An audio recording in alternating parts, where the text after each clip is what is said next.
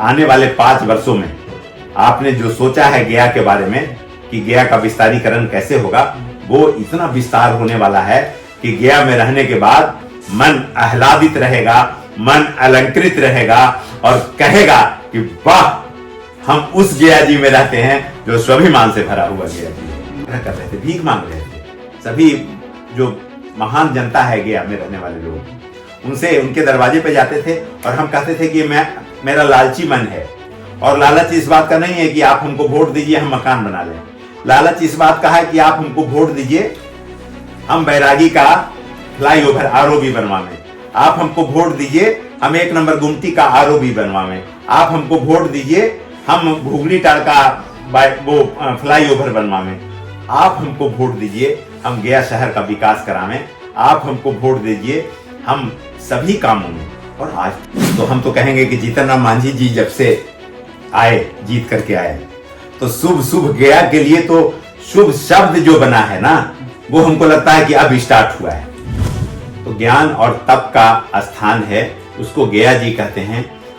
नमस्कार दोस्तों, मैं मोहित और आपको हमारे चैनल पे मेनली गया से रिलेटेड ब्लॉग देखने को मिलता है, जिसमें हम लोग गया का हेरिटेज, गया का उस जगह को दिखाते हैं जो सच में देखने लायक हो और गया की अच्छी चीजों को लाते हैं। लेकिन उसके पीछे जो लोग होते हैं ना, उनसे बहुत कम मौका मिला है मिलाने का।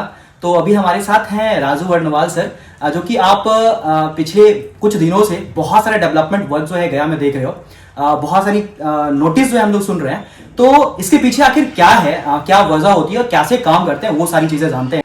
नमस्कार सर। तो सर पहला तो हमारा ये क्वेश्चन होगा ना सर कि आप गया को सर कैसे देखते हैं, एक शहर या फिर कुछ और है आपके लिए गया? नहीं, गया पूरे विश्व के लोगों का पदार्पण होता है।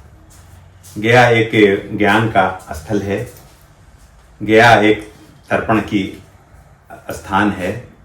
भगवान बुद्ध जब यहाँ सिद्धार्थ आए और यहाँ भगवान बुद्ध बन गए, और बुद्ध बन के जब ज्ञान की प्राप्ति हुई तो यहाँ से जब वापस गए तो पूरे विश्व में शांति का संदेश दिया। तो ज्ञान और तप का स्थान है, उसको गया जी कहते हैं। और गया जी ही एक ऐसा जगह है जहां भगवान राम, लक्ष्मण, मां सीता यहाँ 13वीं बरस में आए।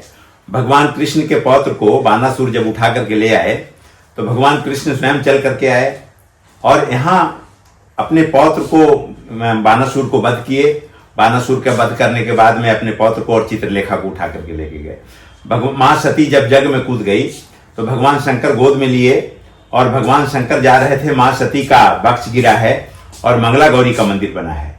तो यहाँ भगवान का जगह है, स्थान है। यहाँ हिंदू मुस्लिम, यहाँ बगल में पीर मंसूर बाबा का मजार है, यहाँ बिथो शरीफ का मजार है। तो एक दूसरे का पूरक बन के कदम से कदम मिला करके चलते हैं। और गया जी, ओनली नॉट गया, गया जी स्थान का नाम है। और इस गया जी में जो लोग भी आते हैं, यहाँ आने के बाद में स्वर्ग की प्राप्ति होती है उनको, तो वो गया जी है। और गया जी तो गया जी, महान गया जी है। क्या है सर कि हम लोग सारे इन्फ्लुएंसर हमेशा कोशिश करते हैं कि गया की सारी अच्छाइयों को, गया में जो भी डेवलपमेंट वर्क चल रहा है, उन सारी चीजों को लोगों तक पहुंचाने की कोशिश करते हैं सर, हर जगह पे। अभी मैंने बहुत सारा न्यूज सुना है सर डेवलपमेंट को लेकर कि हमारे गया मुफस्सिल मोड़ पे रिंग रोड बनने वाला है, जो कि फ्लाईओवर ब्रिज बनेगा। मानपुर ओवर बाईपास पे हमने सुना, नहीं बाईपास पे हम सुने हैं कि ओवर ब्रिज बनने वाला है। तो सर क्या ये सारी चीजें सच में नहीं, मैं आपको आश्वस्त कराना चाहता हूँ कि जीतन राम मांझी जी जब से बने हैं, होता है ना कि कोई घर में किसी का जन्म हुआ तो उस दिन से शुभ होना शुरू हो जाता है। हाँ। शुभ होता है, किसी का पैर शुभ होता है और किसी का अशुभ होता है। तो हम तो कहेंगे कि जीतन राम मांझी जी जब से आए, जीत करके आए, तो शुभ गया के लिए तो शुभ शब्द जो बना है ना, वो हमको लगता है कि अब स्टार्ट हुआ है। ऐसे माननीय मुख्यमंत्री जी 2005 के बाद जब आए तो गया नहीं अपितु पूरे बिहार में पहले ना जाने किन किन शब्दों से अपमानित बिहार और किन किन बातों से अपमानित, रोता तड़पता चिल्लाता चीखता हुआ बिहार को माननीय मुख्यमंत्री जी ने हंसते हुए, खिलखिलाते हुए, चमकते हुए, बिजली और रोड से भरमार बिहार बनाया। उस बिहार में माननीय जीतन राम मांझी जी जब से मुख्यमंत्री बने और उसके बाद अभी सांसद के रूप में उनका अवतरण हुआ गया की धरती पे, तब से सब काम हो रहा है। 2 कॉरिडोर, यहाँ टेक्नोलॉजी सेंटर बनने वाला है। यहाँ बोध गया से लेके वैशाली, राजगीर नालंदा होते हुए वैशाली तक का 4 लेन रोड। यहाँ आमस जो भारतमाला जो रोड है वो बन रहा है, 6 लेन बन रहा है। यहाँ 4 लेन पटना तक का जो बन चुका है। यहाँ नवादा राजगीर होते हुए जो 4 लेन बन रहा है, काम लगा हुआ, फाइनल होने वाला है। यहाँ कार्गो का वो आ रहा है। यहाँ पे 2 फ्लाइट, 15 मार्च से 2 फ्लाइट इंडियन एयरलाइंस का बढ़ने वाली है। तो यहाँ काम हो रहा है। यहाँ जिस भी फ्लाईओवर्स की बात कर रहे हैं, हम चुनाव के पहले सभी लोगों से आग्रह कर रहे थे, भीख मांग रहे थे। सभी जो महान जनता है गया में रहने वाले लोग, उनसे उनके दरवाजे पे जाते थे और हम कहते थे कि मेरा लालची मन है, और लालच इस बात का नहीं है कि आप हमको वोट दीजिए हम मकान बना लें। लालच इस बात का है कि आप हमको वोट दीजिए, हम बैरागी का फ्लाईओवर आरओबी बनवावें। आप हमको वोट दीजिए, हम 1 नंबर गुमटी का आरओबी बनवावें। आप हमको वोट दीजिए, हम घुगनी टाड़ का वो फ्लाईओवर बनवावें। आप हमको वोट दीजिए, हम गया शहर का विकास करावें। आप हमको वोट दीजिए, हम सभी कामों में। और आज तो गया में IIM है, IHM है, रेवेन्यू ट्रेनिंग सेंटर है, बीपाड है जिसमें IAS BPSC का ट्रेनिंग होता है। यहाँ पे सेंट्रल यूनिवर्सिटी है, यहाँ पे OTA है, ऑफिसर ट्रेनिंग सेंटर है। यहाँ पे STF है, स्पेशल टास्क फोर्स का ट्रेनिंग सेंटर है। यहाँ पे BMP वालों लोगों का ट्रेनिंग सेंटर है। तो यहाँ पे फॉरेस्ट वालों का ट्रेनिंग सेंटर है। तो यहाँ पे तो जितना काम हो रहा है गया जी में, वो काम अतुलनीय है, अद्वितीय है। और आने वाले 5 वर्षों में आपने जो सोचा है गया के बारे में कि गया का विस्तारीकरण कैसे होगा, वो इतना विस्तार होने वाला है कि गया में रहने के बाद मन आह्लादित रहेगा, मन अलंकृत रहेगा और कहेगा कि वाह, हम उस गया जी में रहते हैं जो स्वाभिमान से भरा हुआ गया जी है। नो डाउट सर, आपने जैसा बताया कि सर जीतनराम मांझी जी जब से सांसद बने, मैंने कुछ दिन के बाद ही न्यूज सुना कि हमारा कॉरिडोर का वो जो बजट है वो पास हुआ। काफी अच्छा लगा था ये जानकर। और सर हमारे जितने भी ऑडियंस हैं वो मेनली गया के हैं, तो वो लोग भी चाहते हैं कि गया और डेवलप करे। तो कुछ सालों में बहुत कुछ बदला है हमारे गया में, और हम सारे इन्फ्लुएंसर ना गर्व से दिखा पाते हैं। अभी हमारा गया जंक्शन रीडेवलप हो रहा है, काफी अच्छा बन रहा है। मतलब पूरे देखा जाए तो पूरे बिहार में ऐसा कोई रेलवे स्टेशन नहीं है, कुछ इस तरीके से रीडेवलप हो रहा है। उसके बाद सर आप लोग का एक काम था गंगा वाटर लिफ्टिंग प्रोजेक्ट, जो कि सर अगर मेनली अपने बारे में मैं बताऊं तो मैं बंगला स्थान एरिया से रिलेटेड हूँ, और वहां पे पानी का बहुत ज्यादा संकट, बहुत ज्यादा दिक्कत हुआ है। और बचपन से जब से होश हुई है सर, डब्बा में पानी ढोने की आदत हो गया साइकिल से। लेकिन जब से गंगा वाटर रिवर प्रोजेक्ट आया है, पिछले साल सर बहुत राहत मिली है। यहाँ जब माँ सीता 13वीं बरस में आई थी तो फल्गु को श्राप देके गई थी और बोल के गई थी कि तुम जल बिना तरसोगे। जब भगवान राम वापस आए तो जब पूरी जानकारी ली कि क्या हुआ, तो माँ सीता ने कही कि मैंने श्राप दे दिया है। तो भगवान राम काफ़ी आरजू विनती किए, और आरजू विनती करने के बाद में कहे कि तुम श्राप से मुक्त कर दो। तो सभी को श्राप से जब मुक्त किए तो फल्गु को कहे कि तुम अंतस लीला रहोगी, तुम पानी को तरसोगे, लेकिन जरा सा हाथ मारने के बाद भी पानी निकल जाएगा। तो उस फल्गु को माननीय मुख्यमंत्री नीतीश कुमार जी ने हिंदुस्तान का सबसे बड़ा रबर डैम बना करके और उस श्राप से मुक्त कराने का प्रयास किया, तो उसमें पानी आ गया। अब भागीरथ जी 6000 बरस तप किए थे, और 6000 बरस तप करने के बाद में गंगा का अवतरण हुआ था धरती पे। और गया में रहने वाले सभी लोगों को, गया की जनता पानी के बिना पानी पानी थी। आप समझिए कि श्राप है, गया के प्रतिनिधित्व करने वाले व्यक्तियों के लिए श्राप है कि आप पानी से मुक्ति नहीं करा सके थे, जो लोग भी प्रतिनिधित्व करते हैं गया का। लेकिन माननीय मुख्यमंत्री जी ने जो 6000 वर्ष तप करने के बाद में गंगा का अवतरण कराया, बिना गया शहर में रहने वाले लोगों को बिना तप किए हुए, और गंगा का अवतरण करा दिया। और खाली पानी पीने के लिए नहीं, नहाने के लिए भी गंगा का पानी पीने के लिए भी गंगा का पानी और पूजा करने के लिए भी गंगा का पानी। और वो पानी आपको लाना फल्गु से नहीं है, बल्कि हर घर के दरवाजे पे पानी पहुंच गई है। तो हम तो शुक्रगुजार हैं सभी एनडीए में रहने वाले सभी शीर्ष नेतृत्व का कि आपने फल्गु में गंगा का पानी लाया, फल्गु को शराब से मुक्त कराया और हर घर के दरवाजे पे गंगा का अवतरण करा दिया। इसके लिए बहुत बहुत साधुवाद, बहुत बहुत धन्यवाद। सर कोई इंपॉर्टेंट मैसेज जो सर सारे गया वासी को देना चाहते हैं आप? नहीं, हम सभी लोगों से सम्मानित जो मालिक हैं, मालिक प्रतिनिधित्व नहीं होता है, प्रतिनिधि नहीं होता है, मालिक जनता होती है। और जनता मालिक से मेरा आग्रह है कि ताकत आप लोकतांत्रिक जो प्रणाली है, जो सिस्टम बना हुआ है, जो वोट का सिस्टम है, उसमें मालिक आप हैं। आपको चुनने का भगवान ने ताकत दिया है। धर्म तो नीचे बनाया गया, धर्म भगवान ने बना के नीचे नहीं भेजा था। धर्म आपने, हमने, और जो सिस्टम था उस सिस्टम से धर्म बना, उसमें नहीं जाना चाहते हैं हम। लेकिन नीचे आप मालिक हैं, आपको सोचने की भगवान ने ताकत दिया है, तो इतना इंतजार क्यों?